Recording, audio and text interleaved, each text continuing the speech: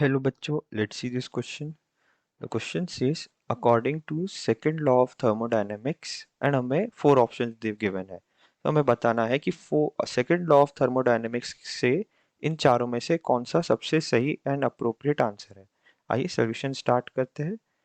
Question is from the chapter thermodynamics and key concept हमारा हो जाएगा जो पूछा है second law of thermodynamics.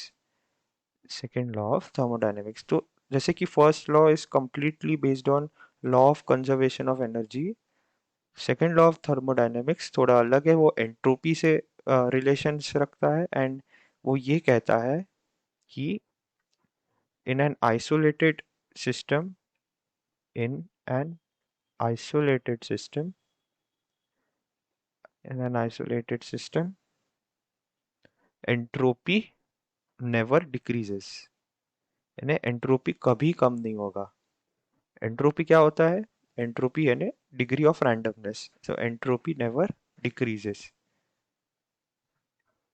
और रिएक्शन स्पॉन्टेनियस होती है. So spontaneous reaction. सो इसका मतलब ये होता है कि therefore there is always increase in entropy. Therefore always increase in entropy. तो हमेशा एंट्रोपी में इंक्रीज होती है. अब एक एग्जांपल लेते हैं कि जैसे कि एक रिएक्शन हो रही है स्पॉन्टेनियस, ये मतलब एक्सोथर्मिक रिएक्शंस होती है.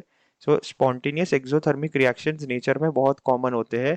यही एक्सप्लेन करता है सेकंड लॉ ऑफ थर्मोडायनेमिक्स. अब हम एक एग्जांपल लेते हैं कि जैसे किसी चीज को हम हीट, एक एक्सोथर्मिक रिएक्शन हो रही है. जब एक्सोथर्मिक रिएक्शन होती है तो हीट रिलीज होती है. एक्सोथर्मिक रिएक्शन में हीट इज ऑलवेज रिलीज्ड. अगर हीट रिलीज हो रही है सो इससे डिसऑर्डर बढ़ जाता है.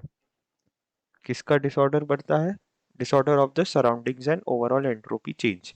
डिसऑर्डर बढ़ जाता है तो इससे डिग्री ऑफ रैंडमनेस बढ़ती है.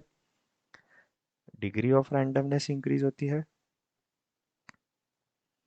और जैसे कि हमने बोला entropy is directly proportional to degree of randomness या randomness.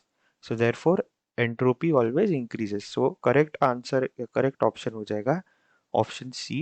Total entropy of the universe always increases. अब हम बाकी ऑप्शंस डिस्कस कर लेते हैं. ऑप्शन डी तो नहीं होगा क्योंकि डिक्रीज नहीं होती है, क्लियर कट बोला गया है.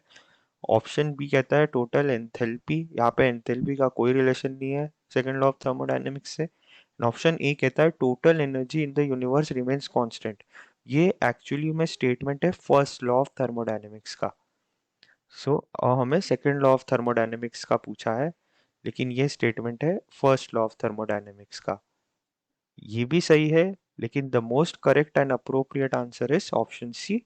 Total entropy of the universe always increases. I hope you understood this well. All the best.